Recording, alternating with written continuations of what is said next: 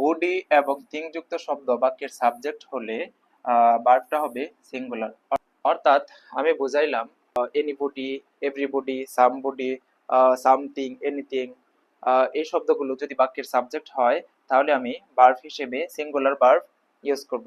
যেমন এখানে দেওয়া আছে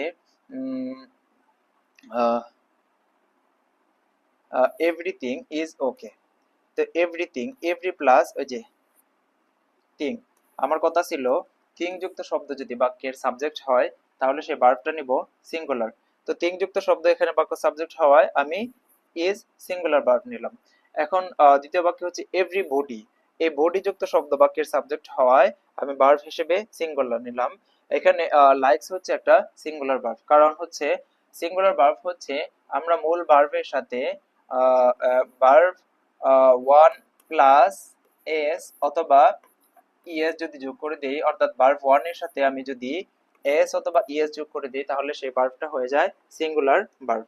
তো এখানে তৃতীয় বাক্য হচ্ছে নো বডি, এই বডি যুক্ত শব্দ বাক্যের সাবজেক্ট হওয়ায় আমি মূল ভার্ব সিঙ্গুলার দিয়েছি। বিলিভস, বিলিভ এর সাথে ইজ এস যোগ করে সিঙ্গুলার ভার্ব তৈরি করে নিয়েছি।